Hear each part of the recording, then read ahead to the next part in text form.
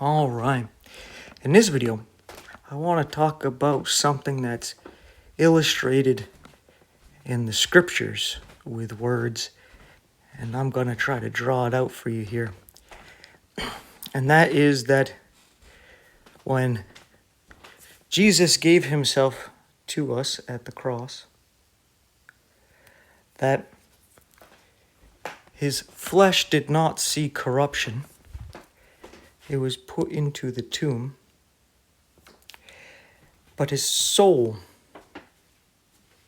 went into the heart of the earth. And in the heart of the earth, we have three things down here. We have this place that we generally refer to as hell, where there's people suffering for their sins. And you even have, let's put someone else over here, and we'll show some chains holding them down. We have angels that are chained up, right? And we have this great gulf. And then Abraham's bosom, right? Like we read in Luke 16, where the righteous dead used to go to.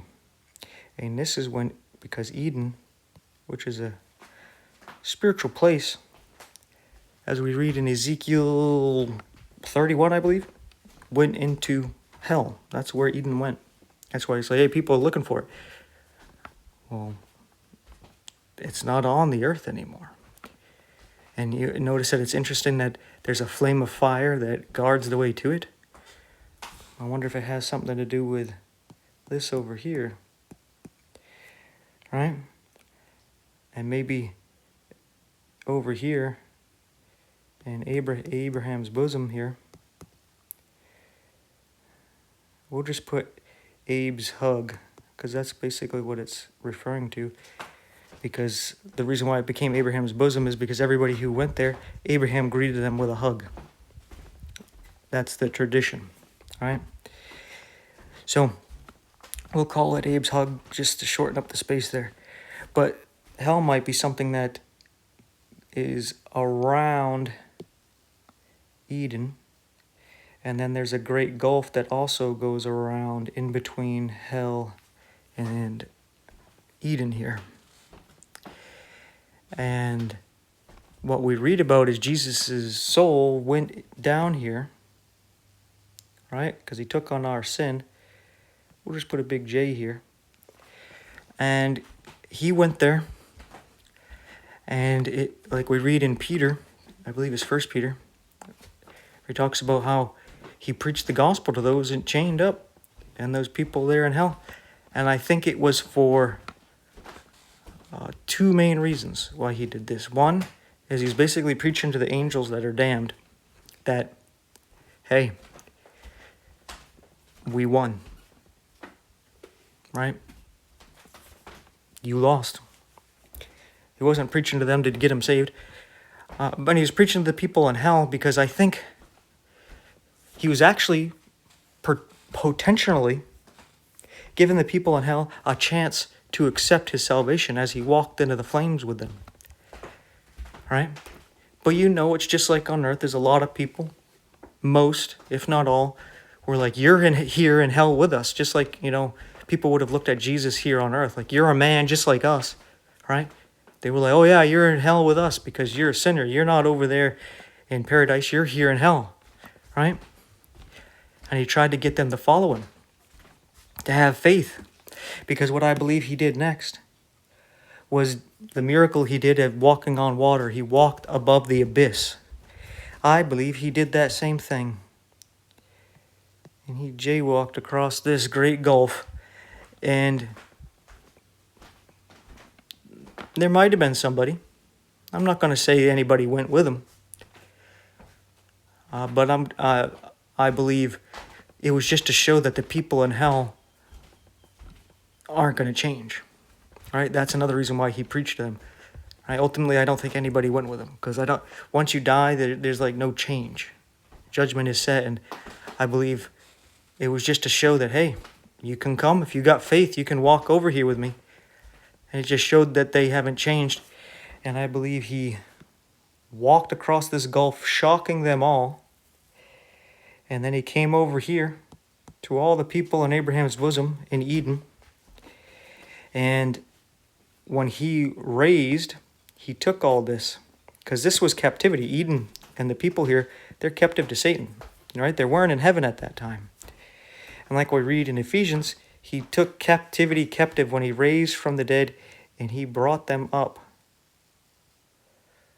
I believe he brought them up to heaven, and kind of as or Eden to heaven, as kind of a wave offering kind of thing of some sort, first fruits kind of thing.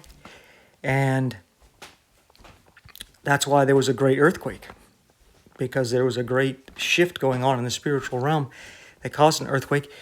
And then Jesus rose from the dead. He didn't need the stone rolled over, but the stone was rolled just so people can go in and see that he wasn't there. And others raised from the dead with him, because he led captivity captive. Now, I don't know. These people seem to have walked around at least for the 40 days that Jesus was here, and they might have ascended with him when he went up. They might have lived on, continuing on a natural life.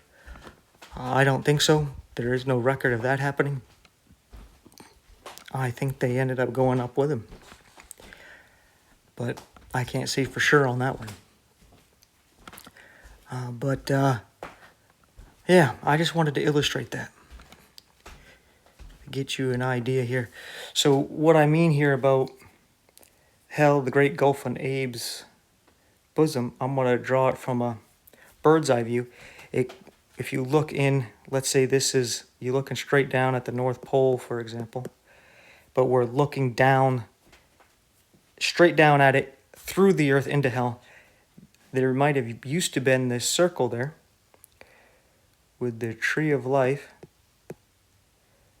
and some people here that were saved during, Old Testament times. And then there's a great gulf area here, an abyss, right? There's probably the seven-headed Leviathan living in there. And then all around it,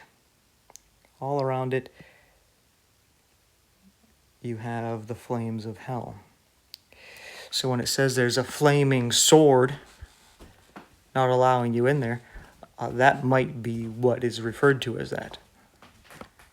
I can't say for sure, but it could be how it actually looks, right?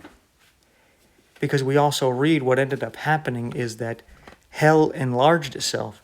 So I believe this area was taken up, and